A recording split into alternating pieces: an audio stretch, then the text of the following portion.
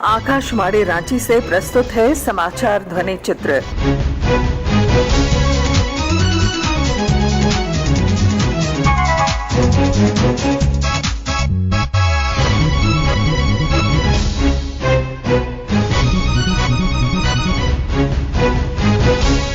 इस अंक में जीतो कनेक्ट सम्मेलन, केंद्रीय विश्वविद्यालय का दीक्षांत समारोह और आजादी का अमृत महोत्सव।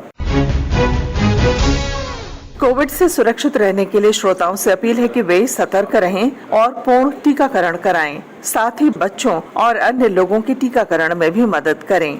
सुरक्षित रहने के लिए कृपया 3 सरल उपायों का पालन अवश्य करें। कोविड-19 से बचाव और सुरक्षित रहने के 3 उपाय। मास्क लगाएं, 2 गज दूरी है जरूरी, सुरक्षित दूरी रखें, हाथ और मुंह साफ रखें। केंद्र सरकार द्वारा देश में व्यापार और उद्योग जगत को बढ़ावा देने और युवाओं को स्टार्टअप के माध्यम से रोजगार उपलब्ध कराने के लिए कई कदम उठाए गए हैं। प्रधानमंत्री नरेंद्र मोदी ने कल वीडियो कॉन्फ्रेंसिंग के जरिए जैन इंटरनेशनल ट्रेड ऑर्गेनाइजेशन जीतो कनेक्ट सम्मेलन को संबोधित करते हुए लोकल फॉर वोकल के तहत देसी सामानों के उपयोग पर बल दिया। जीतो कनेक्ट की ये समिट आजादी के 75वें वर्ष में अमृत महोत्सव में हो रही है। यहाँ से देश आजादी के अमृत काल में प्रवेश कर रहा है। अब देश के सामने अगले 25 सालों में स्वर्णिम भारत के निर्माण का संकल्प है। आज भारत में टैक्स व्यवस्था फेसलेस है, ट्रांसपेरेंट है, ऑनलाइन है। वन नेशन वन टैक्स, उस सपने को हम साकार कर रहे हैं। आज देश मैन्युफैक्चरिंग को बढ़ावा देने के लिए लाखों करोड़ रुपए के प्रोडक्शन लिंक इंसेंटिव स्कीम को बखूबी चला रहा है। सरकारी व्यवस्थाओं में कैसे पारदर्शिता आ रही है, इसका एक उत्तम उदाहरण हमारी सरकारी खरीद की प्रक्रिया है। जब से गवर्नमेंट ई मार्केट प्लेस यानी जेम पोर्टल अस्तित्व में आया है, सारी खरीद एक प्लेटफॉर्म पर सबके सामने होती है। अब दूर दराज के गांव के लोग, छोटे दुकानदार और सेल्फ हेल्प ग्रुप, स्वयं सहायता समूह सीधे सरकार को अपना प्रोडक्ट बेच सकते हैं। आत्मनिर्भर भारत हमारा रास्ता भी है और हमारा संकल्प भी है। मेरी तो आपसे विशेष अपेक्षा है, स्थानीय उत्पादों पर बल दें। वोकल फॉर लोकल के मंत्र के साथ आगे बढ़ते हुए आप सभी एक्सपोर्ट के लिए नए डेस्टिनेशन भी तलाशें और अपने क्षेत्र के स्थानीय उद्यमियों को उनके प्रति जागरूक भी करें। स्थानीय उत्पादों की क्वालिटी और पर्यावरण पर उसके कम से कम प्रभाव के लिए हमें जीरो डिफेक्ट, जीरो इफेक्ट को आधार बनाकर काम करना है। और इसलिए आज जीतो के जितने सदस्य हैं, परिवार के सब लोग बैठिए, बैठ करके एक सूची बनाइए कि सुबह से दूसरे दिन सुबह तक कितनी विदेशी चीजें आप अपने जीवन में घुस गई हैं। किचन में घुस गई हैं, सामान्य व्यवहार में घुस गई हैं, हर चीज विदेशी कितनी चीजें हैं देखिए, और फिर जरा सामने टिक मार्क कीजिए कि वो कौन सी चीजें हैं जो हिंदुस्तान की होगी तो चल जाएगा।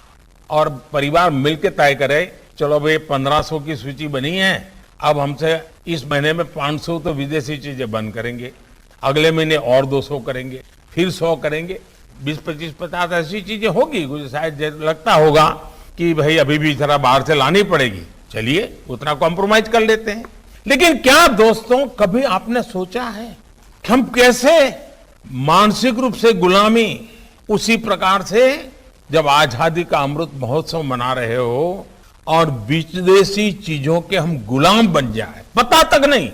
और इसलिए मैं बार बार आग्रह करता हूं और मैं जीतो के सभी सदस्यों से आग्रह करता हूं, आप कुछ भी नहीं करना तो मत कीजिए, कागज पे सूची जरूर बनाइए, परिवार के सब लोग बैठ के बचाइए, आपको पता तक नहीं होगा कि जो सचमुच में आपके घर में रोज उपयोग हो रहा है वो विदेश से आई हुई चीज। और इसलिए बार बार वोकल फॉर लोकल, हमारे देश के लोगों को रोजगार मिले, हमारे देश के लोगों को अवसर मिले। अगर हम हमारी चीजों पर गर्व करेंगे तभी जाके दुनिया हमारी चीजों पर गर्व करेगा। केंद्रीय विश्वविद्यालय झारखंड का दूसरा दीक्षांत समारोह कल विश्वविद्यालय के नए कैंपस में आयोजित किया गया। केंद्रीय शिक्षा राज्य मंत्री अन्नपूर्णा देवी द्वारा समारोह में विद्यार्थियों को उपाधि प्रदान की गई। समारोह को संबोधित करते हुए अन्नपूर्णा देवी ने उपाधि प्राप्त करने वाले विद्यार्थियों से अपील की कि वे देश और समाज के नव निर्माण में अपनी भूमिका निभाएं। झारखंड केंद्रीय विश्वविद्यालय ने बड़े कम समय में ही भारत की संचित ज्ञान राशि में अपना योगदान देना शुरू कर दिया। यह बड़े हर्ष और संतोष का विषय है कि झारखंड केंद्रीय विश्वविद्यालय अपना उन्नत स्वरूप ग्रहण कर रहा है। यहाँ के प्राध्यापक और प्राध्यापिकागण न केवल पठन पाठन के नवीनतम स्रोतों से परिचित है, बल्कि शोध और अनुसंधान के क्षेत्र में भी गंभीरता से आगे बढ़ रहे हैं। DST fish, nuclear accelerator, DBT, young scientist fellow, उन्नत शोध प्रकाशन, कंसल्टेंसी प्रोजेक्ट, पेटेंट की गुणवत्ता आदि आपकी क्षमता का प्रमाण है। सामाजिक जिम्मेवारी के रूप में उन्नयन जैसी संस्था के माध्यम से आसपास के ग्रामीण बच्चों का आप जिस तरह से उन्नयन कर रहे हैं, उसके लिए मैं आपको हृदय से बधाई देती हूँ। इसे और विस्तृत करते हुए अपनी सामाजिक जिम्मेदारी को आप नई ऊंचाई दे, समाज के वंचित वर्गों तक और अधिक पहुंच बने और आप उनके जीवन में प्रकाश का सशक्त स्रोत बने, ये मेरी कामना है।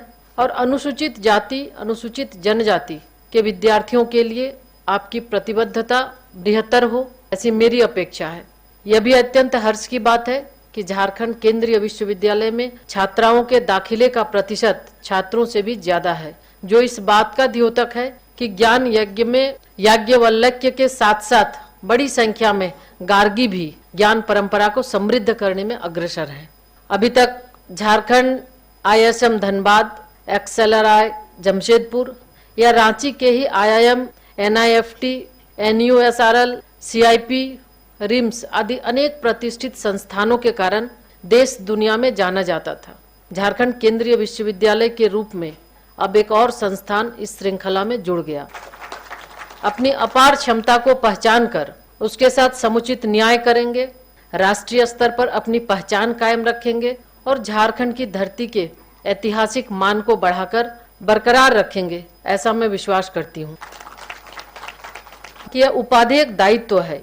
यह समझना होगा कि परिवार, समाज, राष्ट्र और विश्व को आपसे बड़ी अपेक्षा है। आप अपने ज्ञान रूपी प्रकाश से समस्त अंधेरों को दूर करने में सक्षम होंगे, ऐसी मैं कामना भी करती हूँ।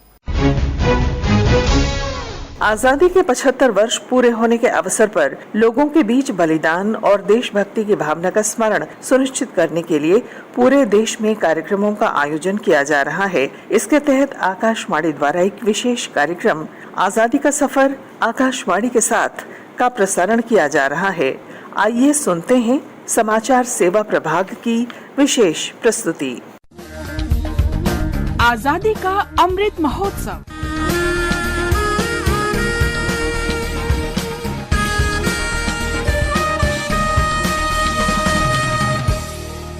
आजादी का सफर आकाशवाणी समाचार के संग एक राष्ट्र का उदय।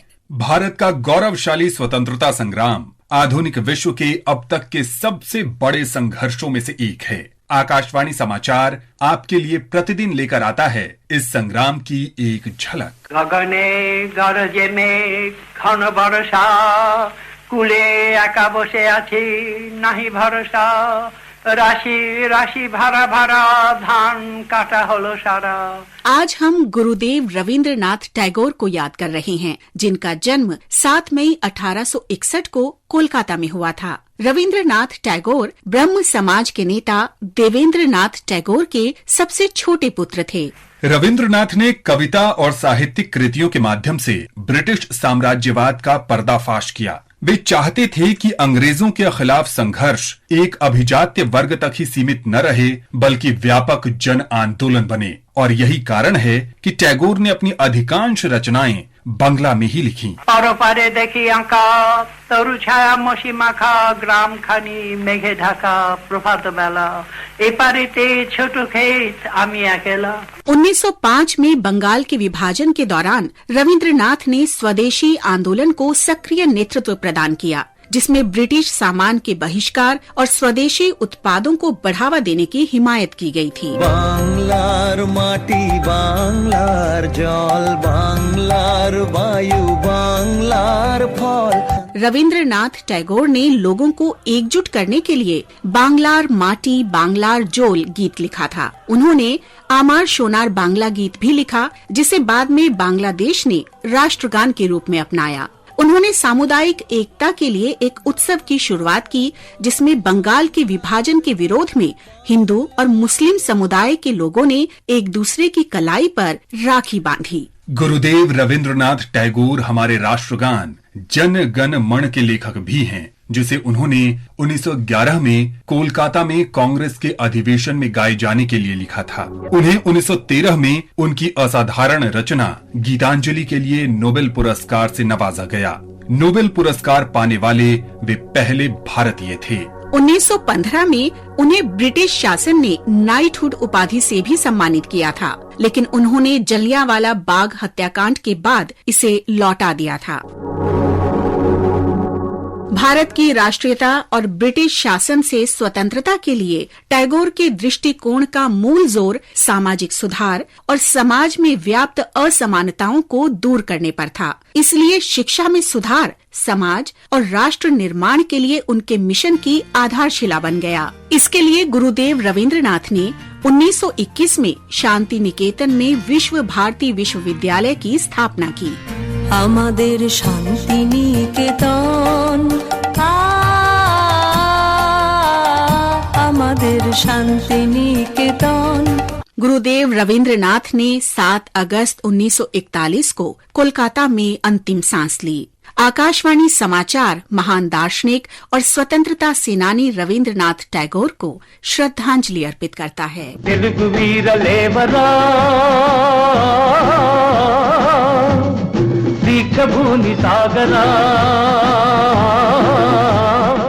हम स्वतंत्रता सेनानी अल्लूरी सीताराम राजू को भी आज याद कर रहे हैं। अल्लूरी सीताराम राजू का जन्म 1897 में आंध्र प्रदेश में भीमावरम के पास मोगल्लू नामक गांव में हुआ था। वो बंगाल के क्रांतिकारियों से प्रेरित होकर ब्रिटिश सरकार के खिलाफ खड़े हुए थे। अल्लूरी को 1920 के दशक की शुरुआत में अंग्रेजों के खिलाफ रंपा विद्रोह का नेतृत्व करने के लिए याद किया जाता है।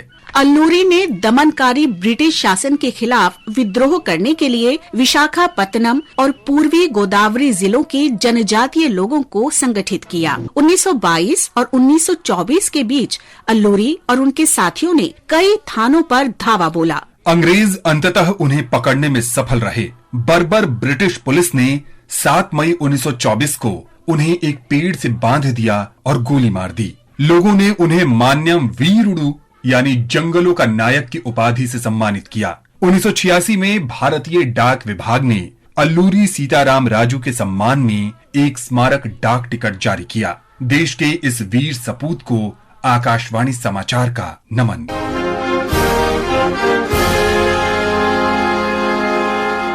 इसके साथ ही आकाशवाणी रांची से समाचार ध्वनि चित्र का आज का संस्करण समाप्त हुआ। हर शनिवार ये कार्यक्रम रात्रि 7:45 बजे समाचार एकांश द्वारा प्रस्तुत किया जाता है। संपादक शिल्पी, प्रस्तुतकर्ता अरविंद कुमार और प्रवक्ता पूनम करकेट्टा।